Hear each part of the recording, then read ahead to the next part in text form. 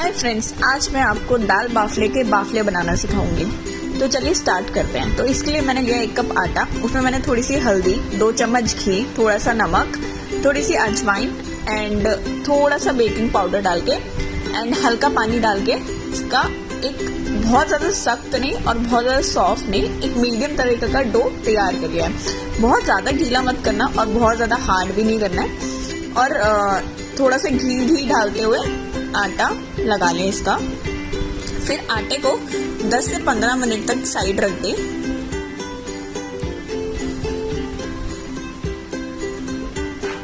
पंद्रह मिनट बाद आटे की गोल गोल लोइयां बना लें और एक कढ़ाई में पानी गर्म कर लें और उसमें उन लोइयों को ऐड कर दें जैसे मैंने बनाई है।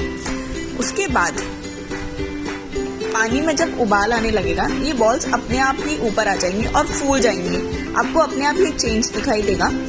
उसके बाद इसमें नाइफ लगा के चेक करते रहें थोड़ी देर बाद, जब ये बॉल्स ऊपर आ जाए। अगर ये आटा नाइफ से नहीं चिपकेगा, इसका मतलब ये पक चुका है। इसके बाद इसको बाहर निकालें और ठंडा होने दें। जब ये ठंडा हो जाए तो इसको हाफ पीसेस में कट कर लें। उसके बाद मैंने इनको देसी घी में फ्राई किया है, तो देसी घी गरम कर ले एक पैन में और इनको अच्छे से गोल्डन ब्राउन होने तक फ्राई करें और उसके बाद निकाल लें। जब आप इनको निकालेंगे, आपको मस्त क्रंची बाफले बनके तैयार हो जाएंगे।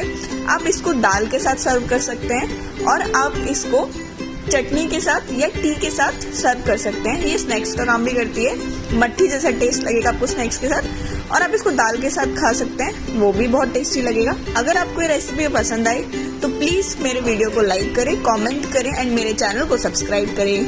Thank you.